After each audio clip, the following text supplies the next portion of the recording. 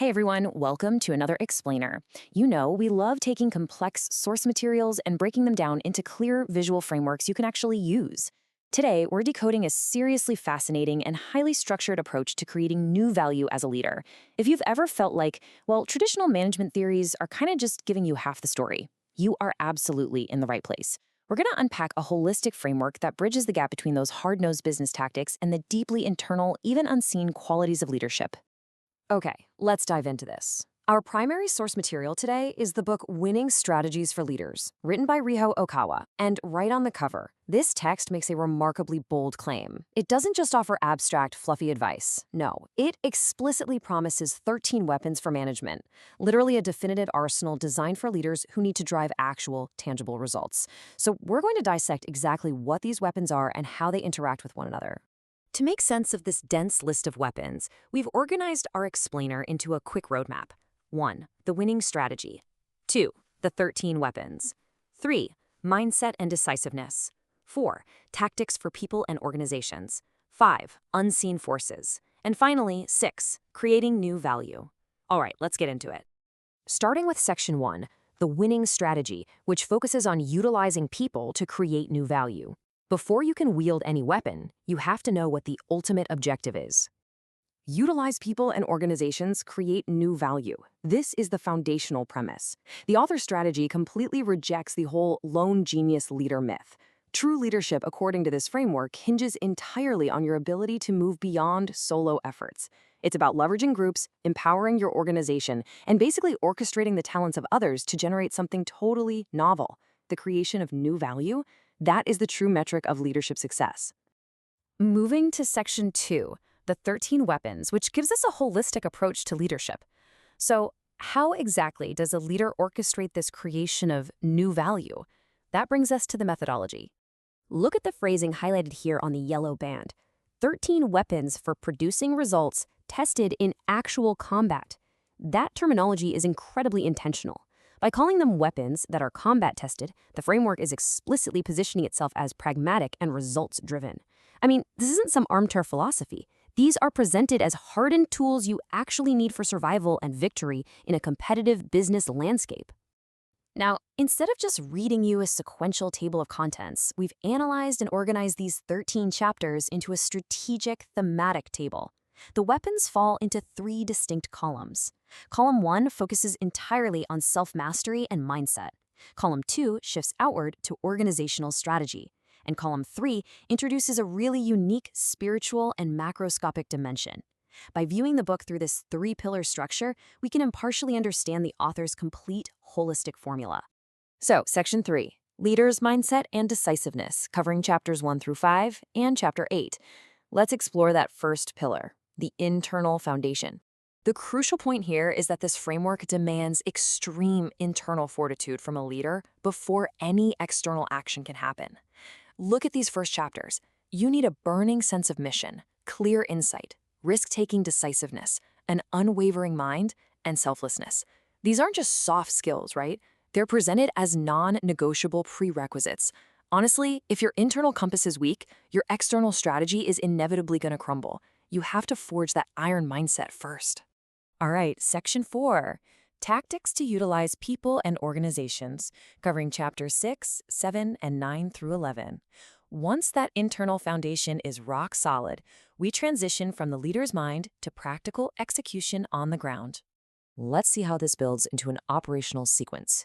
Step 1 is building a foundation by focusing on strengths. But Step 2, which is rooted deeply in Chapter 9, is where this framework gets hyper-specific about what it actually means to utilize people to produce results. According to the text, if you're going to be in management, you absolutely need 3 core conditions: high judgment ability, educational ability to actively train your team, and economic adjustment skills to manage resources. But here is the real kicker. Producing results through people requires immense personal capacity. As a leader, you must have the sheer tolerance to consider, weigh, and even actively adopt opinions that are the exact opposite of your own. It's a fascinating look at the intellectual humility required to actually lead a team to victory. Finally, Step 3 requires adapting your fight to the scale of your organization and environment. So, up to this point, we've discussed very tangible concepts, right? Mindset, strategy, education, resource management.